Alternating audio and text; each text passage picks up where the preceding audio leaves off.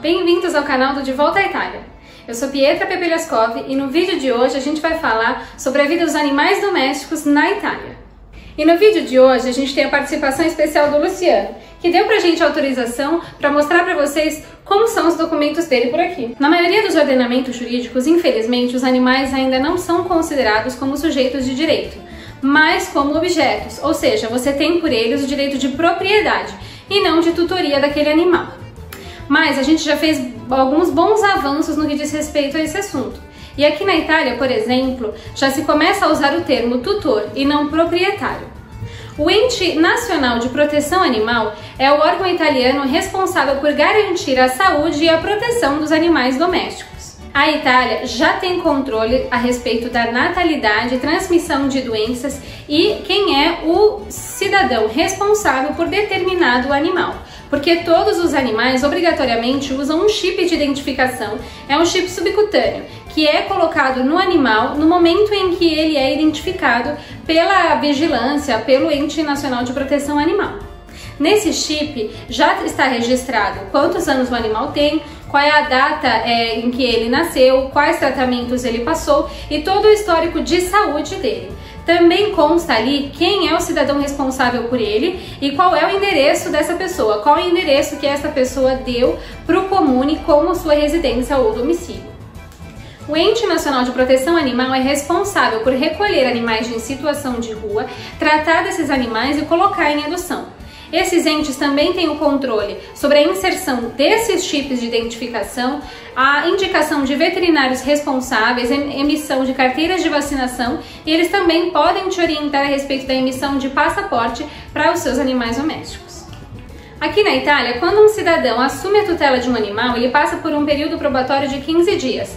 Dentro desse período, ele pode pedir a revogação dessa tutela e devolver esse animal ao ente para ser colocado em adoção novamente. Mas depois desses 15 dias, essa tutela provisória se torna automaticamente em uma tutela definitiva. A partir desse momento, você só deixa de ser responsável pelo animal se você fizer uma cessão de tutoria, ou seja, você precisa se dirigir ao ente regional de assistência à saúde ou à Anagrafe Canina, que é um registro civil de animais domésticos, ir até lá com um novo tutor e passar a ceder essa propriedade, essa tutoria para esta outra pessoa. Ou seja, os animais ou estão sob os cuidados do Ente Nacional de Proteção Animal à espera de adoção, ou eles são tutorados por algum cidadão. Eles nunca estão numa situação de abandono.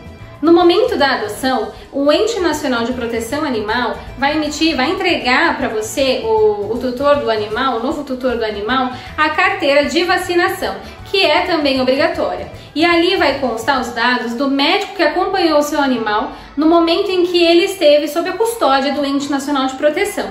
É legal, se você puder, tocar a vida de saúde desse animal junto com este mesmo médico de saúde. Além disso, as vacinas, óbvio, são obrigatórias e elas são acompanhadas por esse ente de proteção. Já no que diz respeito ao direito de circulação desses animais no espaço comum europeu, a Europa já entrou no consenso e é possível viajar com estes animais pelo espaço europeu apenas com o passaporte europeu para animais de companhia. Para a emissão desse passaporte, o animal já deve ter cumprido com alguns requisitos. Por exemplo, já ter o chip, já ter tomado todas as suas vacinas, inclusive a da raiva, e ter um tutor responsável por ele. E ter, claro, pelo menos 90 dias de vida para viajar desacompanhado da mãe. Já no que diz respeito a viagens internacionais, a conversa já é outra, porque essa facilidade de locomoção só se aplica entre países que também possuem o mesmo tipo de controle com relação aos seus animais domésticos. Por exemplo, o Brasil, infelizmente, ainda não controla a natalidade e a propriedade dos seus animais. Muitos animais, infelizmente, não possuem tutores e vivem em situação de rua. Além disso, nesses casos, passam uma vida inteira sem ter tido nenhum tipo de vacina ou terem ido ao veterinário ao menos uma vez. É por isso que nesses casos em que envolvem a locomoção de um animal para países terceiros, que ainda não possuem essa espécie de controle com relação aos seus animais domésticos, o passaporte europeu não funciona. Ou seja, é preciso provar que esse animal já passou por todos os tratamentos e ter um certificado internacional de vacinação. O Brasil é um desses países. Infelizmente, ele não está na lista ainda de países que têm controle com relação aos seus animais domésticos. E é por isso que, se você pretende sair do Brasil com o seu animalzinho para viajar para a Europa, você vai precisar passar por um processo um pouco longo de controle desses animais, para poder emitir o certificado internacional de vacinação. O mesmo funciona se esse animal for um animal nascido em território europeu e quiser viajar para o Brasil. Na volta, esse controle também vai precisar ser feito, porque infelizmente o Brasil ainda não controla a transmissão da raiva nem a vacinação dos seus animais. Além disso, depois de ter tomado a vacina no Brasil, por exemplo, caso você queira viajar para a Europa com o seu animal, só existe um laboratório reconhecido pela comunidade europeia capaz de certificar se o seu animal já possui anticorpos contra a raiva ou não, que é um requisito indispensável para que ele possa embarcar no avião. Esse laboratório é o laboratório da USP em São Paulo. É o único laboratório reconhecido pela comunidade europeia e é preciso organizar todos os trâmites com muita antecedência, porque a fila demora um tempo. Infelizmente, as leis italianas ainda não se atualizaram no que diz respeito a esse assunto, ou seja, os animais ainda estão sujeitos à posse ou à propriedade de um cidadão.